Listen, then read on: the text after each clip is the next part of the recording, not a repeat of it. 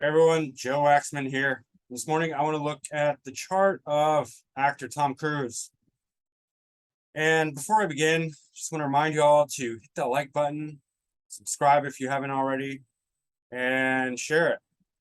And yeah, that's it.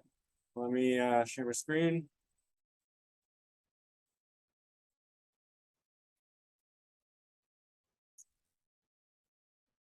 All right.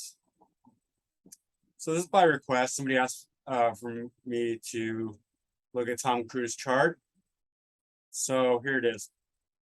Cancer Sun, and I left in these two asteroids just because they were exactly conjunct the Sun, which is giving a lot more emphasis to the Sun.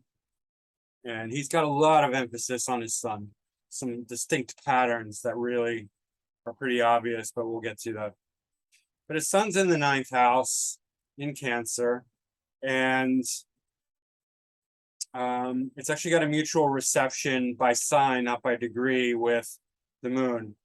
So, in my experience, it's still effective. It still works if it's not by degree. Some people say it has to be by degree. It makes sense because, I mean, if you know one thing about Tom Cruise, number one, he's in a lot of movies. He made his biggest movie yet, the latest Top Gun. I haven't even seen it. I want to. I heard it's really good. It's not like super woke. It's, more like patriotic, which I think we need. We need to be proud of this country. That's where we live. There's nothing wrong with that. Um, it becomes bad when you take the nationalism over others, but it needs to be healthy and balanced. It's like self-esteem. There's no difference really. You need to feel good about yourself. You don't want to be arrogant, think you're better than others, but you don't want to be like, I suck, everyone else is great. That's horrible. That's mental illness. But that's the kind of disease that we have in society right now, where we just think like, oh, America's terrible. Let's give everything to other countries. Like that's rotten. That's unhealthy. Um, anyway, I mean that's a tangent, but you know, it's good to be proud of your country, not above others, but just in a healthy way. So I'm glad for that, and glad Tom Cruise is a part of that instead of the Trash America group that seems to be popular these days. So anyway, Sun and Moon are trading places, and we can see that MC his look at. I mean, first of all, look at all these collection of planets very high in the sky, right? That points to, without getting into the houses, just a public image, very visible, because when he was born, you wouldn't be able to see any of these because you would just see the sun. But all these energies would be up there high in the sky, influencing him as he was being born. But career and religion are very prominent with Tom Cruise. We already know that. Huge successful acting career, and he's known for being a Scientologist, right? And that's pretty interesting. So Sun and Moon are trading places. That means the energy is like kind of circular, like flowing. Career and 9th house, religion, philosophy. He has a lot of emphasis on his Sun because look here, we have Uranus square Mars, both semi-square the Sun. So the Sun is the focal point between his Mars, which is his ascendant lord in the 7th house, and Uranus, which is a co-ruler of his 4th house, right? So that can indicate some quality, even though I don't take Uranus or any of the outer planets to be the main rulers, not the physical rulers anyway. There's some energetic rising from early childhood, like quick rise to fame, celebrity, public image, public arena from early on due to this Uranus. But Uranus square Mars, like you can feel that with Tom Cruise. He's got this electric vibration. He's just like super excited about everything. And, he's always like, he's always on edge and like he's kind of being electrified. Uranus, in so just for comparison, Robin Williams had Mars conjunct Uranus, and Robin Williams was, but Mars was also his ascendant lord, right? So he had his ascendant lord conjunct Uranus, and it happened to be Mars. So he had this electric vibe going on, and Tom Cruise has not the same thing, but something similar, and it's both semi-square his sun. This is a very tense aspect, right? And then Mars and Taurus in the seventh house shows that he's going to be very pushy, like just kind of, like really going for his, because it's also his ascendant lord and it's also Mars in relationships and whatever he's dealing with. He's just going to be going at it because Mars is not very good in the sixth house, or sorry, seventh house. It is good in the sixth house. It's not great in the seventh house. Plus, it's bringing in sixth house energy, ruling the sixth house and the ascendant lord. So this is very competitive Mars, in not in a great sign of Taurus. It's in detriment because it rules Scorpio. So he's not easy to deal with, Tom Cruise. Like, he's too pushy, right? Like, if you're in a relationship with him, like he's been in three major relationships, which are all celebrity, because look, Venus is ruling the seventh house, right in Leo, in the 10th house. That screams celebrity, right? Nicole Kidman, is it Mimi Rogers? I don't even know who she is. And then Katie Holmes. And apparently Katie Holmes divorced him to protect their daughter from Scientology, because Tom Cruise has ascendant Lord Mars and Taurus in the seventh house, so he's never going to stop. He's just pushy with that Mars there, and the electric. And he's tried to convince other celebrities to be part of his Scientology religion, unsuccessfully, I imagine. But there's a video on YouTube with him talking about it, and it's great because it's so hilarious because it makes no sense. But that's Tom Cruise. He's an actor. He's not really like. And knowing L. Ron Hubbard, because I did L. Ron Hubbard's chart, it all makes sense, and I'll get to that. But so this sun is very prominent. And then it's also part of this grand water trine, which is so strong. Look how accurate this is. Look how tight it is. Neptune on the ascendant, retrograde, 10 degrees. And Neptune is the planet of fantasy, illusion, delusion, spirituality, dreams, acting, So it's also very, like, I think this really helps with his looks too. He's got the Scorpio ascendant, which is great for very exotic looks. But the Neptune in Scorpio is really creates a very dreamy. I think Marilyn Monroe had Neptune on the ascendant too. So Neptune on the ascendant can create, really kind of nice features. And then we get Sun with these two asteroids at 11 degrees. And I don't take that much from these two asteroids. I mean, you could read into them. Potentially, sometimes they might play a significant role. I'm not sure that they do, or I haven't found a connection yet. I just added them because they add to the sun, because there's so much attention on this sun. You can see this perfect symmetry, like this grand trine, and then this square with two semi-squares, and then the two asteroids. And then the third leg of this grand water trine is Chiron and Jupiter. And then Neptune and Chiron and Jupiter are all retrograde, because they're somewhat opposite the sun. It starts to go trine when you become, it starts to go retrograde when you become trine the sun, retrograde, trine the sun, then direct. But Jupiter is in Pisces, and if we remember, L. Ron Hubbard had a lot of Pisces. He was delusional. He was fantasy. He was a writer, science fiction writer, but he was also incredibly delusional. Like, even when he was in the army, he would do, like, chasing submarines that weren't there. Quixotic, right? Like Don Quixote chasing the windmill with his horse and joust. So that's very Piscean and Neptunian. And so he's got these both retrograde and Jupiter in Pisces. I believe L. Ron Hubbard had, is it Sun and Jupiter in Pisces? That's that fantasy, you know, and retrograde. And he's got Jupiter and Chiron in Pisces retrograde, conjunct by 2 degrees. And Chiron is that wounded reject, right? It is the outsider, the outcast.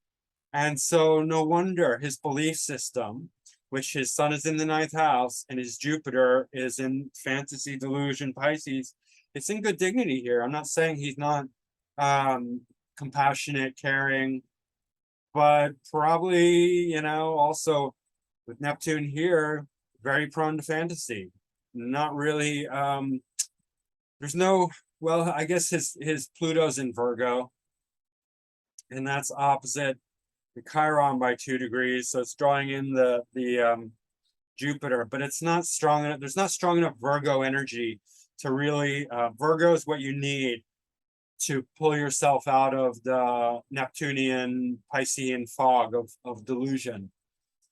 There's no better sign because it's opposite, right? So Virgo is that's really critical thinking.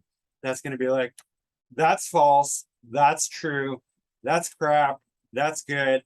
We're just going to cut and paste and reorganize, and okay, that's, we got it finally the way it needs to be, because that's Virgo energy.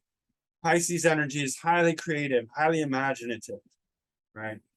But with Pluto here opposite Chiron and Jupiter, it is bringing analytical, psychological aspect to it. So it's not just this weird cultish philosophy. It's also like weird cultish philosophy applied to psychology and analysis, which is what Scientology is. And also in the 11th house, Pluto, powerful groups, networks, dealing with, you know, analytical type stuff, health issues. And one thing I got to say that I agree with Tom Cruise about is that he says psychiatry is a pseudoscience, and psychiatry is the, if you're not familiar with the difference between psychology and psychiatry is the prescription drug version of psychology, where they take a mental illness to be chemical imbalances, and there's a drug for every illness, which is, it's total crap. Like, I can understand it in case of emergency, somebody's like super depressed and going to kill themselves. I still think there's probably better ways, but you know, if somebody needs to temporarily get on a drug that will keep them from, you know, killing themselves or killing anyone else or whatever, something like that, fine. But long-term use of these drugs, I'm completely against, and Tom Cruise spoke out about that. And that's just pharmaceutical crap. They're just trying to make money. It's come out in recent times that there is no chemical imbalance, or depression doesn't work that way, and that these drugs are just placebos. At best, they're not placebos. They actually destroy your mind, and you can't get off them, because then you really go crazy once after you start taking them. That's the false paradigm. That's how they fool people. They get them to take them. Then when they go off, they're like, "See, you're crazy. You need to keep taking them." And it just completely destroys the mind. And I know people have died from them. My ex-girlfriend, old friend, longtime friend who I grew up with, literally have died out of resulting consequences from these psychiatric meds, which are completely destructive.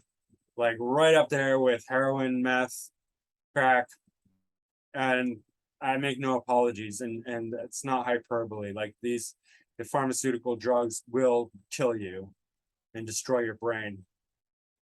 So he spoke out about that, and I'm right there with him. So kudos to Tom Cruise for that. That's right on. But yeah, so otherwise he's pretty out there with his fantasy, but it serves him fantastically with his acting ability, I think, because acting's not easy. Like, not everyone can just be an actor. Like, I'm not really an actor, because I just like Probably because I have Saturn and Leo in the 10th, and that's I don't know. I'm just not. I think it's that. But anyway, you need a strong Neptunian, Piscean, 12th house influence in order to create that alter ego and have him believe it. And so he's got, that very strong ability tied into his sun and his ascendant, to be able to really step into the fantasy realm of make believe. And you can tell when he's speaking about Scientology that he's there. And the retrograde also is a big part of it, because it's not, retrogrades are going against the grain. They're not acting in normal ways. They're doing things a bit differently, contrary to society, contrary to the norm, to the status quo, right? And he's very imaginative. He's got South Node conjunct Saturn in the 4th house cusp on the IC, and he said that his father was really like beat him. He was nasty. And even though Saturn's in good dignity here, so if it weren't for the South Node or the in conjunct from Pluto, which definitely indicates abuse, right? I would say that he grew up in a very strict, disciplined, hardworking family, but the South Node tends to really emphasize the Saturn, that it's going to really create us a lot of discipline, healthy dose of discipline. And the Pluto in conjunct will bring in the abusive kind of discipline, which isn't really discipline at all. It's more like just abuse. Pluto in hard aspect is very, very difficult. It's just abuse, power over, can be sexual at times, although this is not, Virgo is not sexual. So this is just like, critical, being mentally, verbally abusive. But he said he hit him, actually, his father. Anyway, not great. But North Node conjunct the MC to the degree, it's exact, with Moon, becoming very obsessive about his career and about the significations of the moon, emotional satisfaction, that is both coming from fame. Leo in conjunct the MC is fame. It's notoriety. It's the public spotlight. And that satisfies him. Plus, he's bringing in the religious aspect. So he's a zealot. I mean, he's very, very into his religious beliefs, for sure, obsessively, because it's North Node conjunct the Moon. Moon's ruling that 9th house, right? Venus and Uranus are also in Leo, further emphasizing his fame, his public image, his career. Venus is ruling 12th house and 7th house. So like he's attracting, celebrity girlfriends, wives, and also the 12th house, which in his case is, creativity, fantasy, delusion movies, foreign lands, and things of that nature.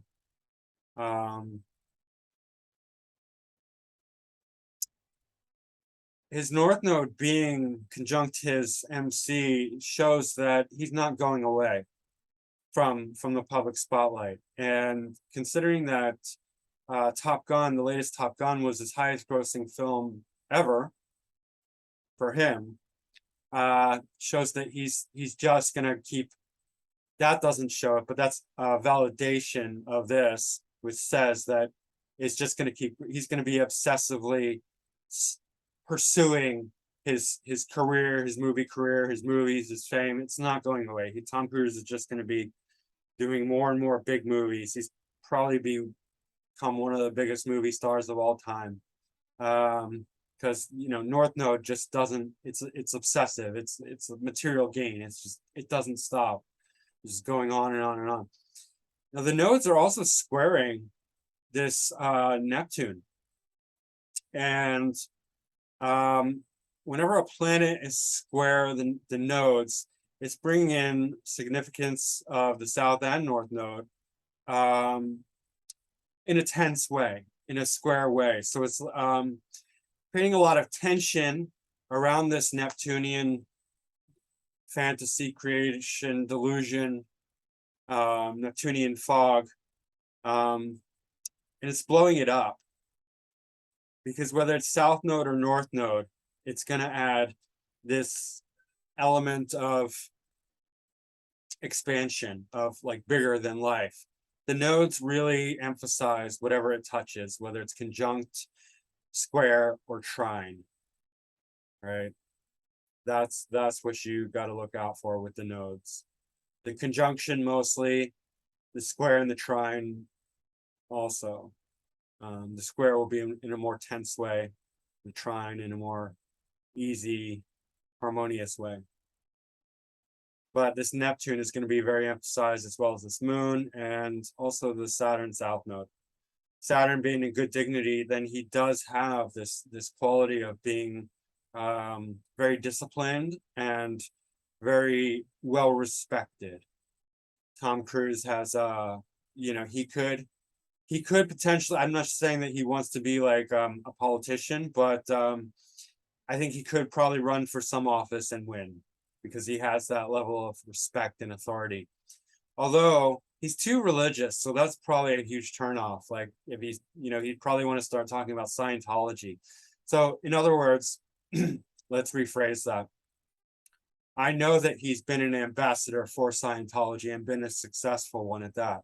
So regarding that, he's sort of like a politician for Scientology, and I think he's successful at that. He can be and will be and has been.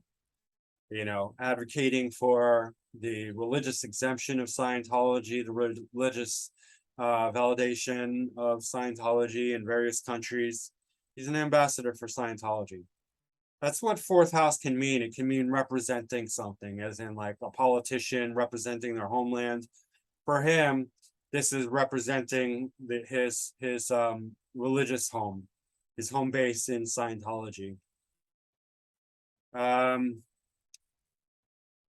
Mercury is also sextile Venus.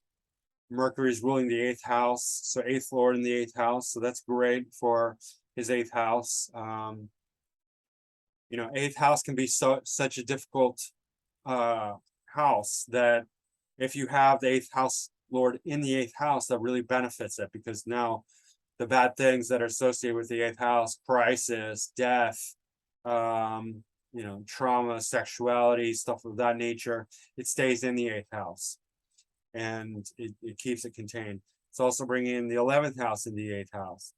So groups and networks are becoming very secretive, okay? Scientology, there's Pluto in the 11th and Mercury in the 8th, both speak of that secretive nature. That Scientology is very secretive. And it dabbles in I already went through it, like psychology, but also like very kind of almost like a cultic kind of understanding, but in a very fantasy oriented realm.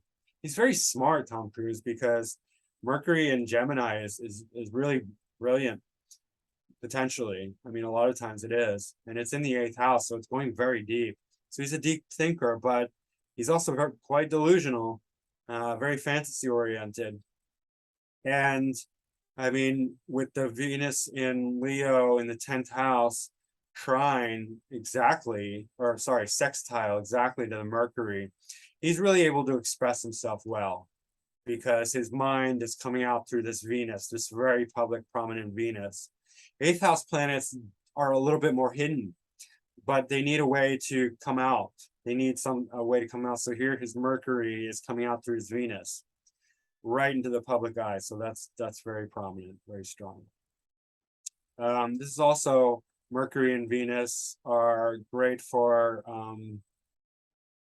artistic combinations, music. I'm not sure. I don't think he's a musician, but just in general, like it's a very nice combination for the arts, for creativity, because Venus is the creativity, Mercury is the intellect, and they just go really well together.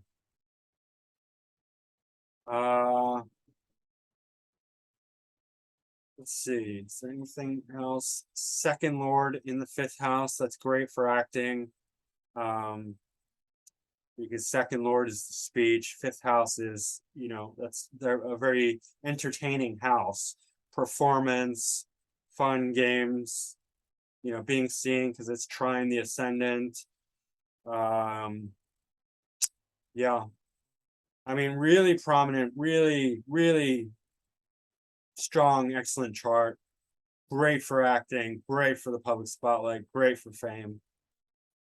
And he has his weak points. I mean, he's not great in relationship, extremely pushy. Good for leadership, like good for like leadership roles, like dictating orders, telling others what to do. I think he's produced some of his movies, so it's great for acting, just not great in relationships. But let's look at his draconic chart. It'll tell us a bit more. So this Chiron Jupiter conjunction is straddling the ascendant. Very prominent, shows that his beliefs are taking front and center stage in his life, in his inner, the way he feels, obviously, because draconic chart is an internal chart. It's an internal chart. You don't see it on the outside, you feel it on the inside. So he feels very, his beliefs are very important to him. He feels his Jupiter on the inside, and it's central to him. Mars in Capricorn. So his draconic Mars is very, very prominent, very strong in the third house. So this is a very courageous Mars. Great for expression, powerful expression, dynamic, charged Martian expression. He has, Tom Cruise, he has this very masculine sort of way about him. And I think that plays into it. Mercury is exactly conjunct natal Chiron, draconic Mercury, in Aquarius, and that's very scientific. Scientology, scientific. So I think he's attracted to science in his, in his fantasy oriented. I don't want to say delusional, but it does sound kind of delusional to me. I'm not trying to insult him. It just seems very Piscean, Neptunian fantasy. And we're saying a huge emphasis on in Pisces here again, with the sun in Pisces, moon in Pisces. I mean, come on, great for acting, great for the imagination, but lacking in that critical thinking ability, right? That's kind of the downfall of Pisces. It's the artist, it's the creative, it's the imagination, it's the spiritual, it's the dreamer, fantasy, lacking in critical thinking ability, unfortunately. But like I said, he's right about the medications. I mean, kudos to him on that. Sixth house, Aries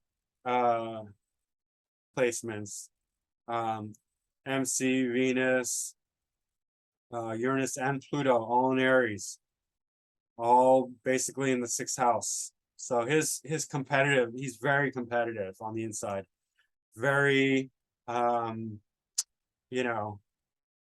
he can fight, Tom Cruise, and he'll want to fight, and he has, like, he's sued a bunch of people for libelous claims about him, including homosexuality and other things.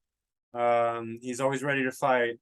You can also see that in with Mars in the seventh in Taurus. Mars in Taurus is very stubborn and very kind of aggravated. It's irritable, and it can either be like bull with its horns, or sometimes Mars in Taurus avoids confrontation because they want to keep their calm and cool exterior. So it's one or the other, and I think Tom Cruise is more on the angry bull side of things. Even though he always appears like super smiley, I think he's just like inches away from a fight, potentially.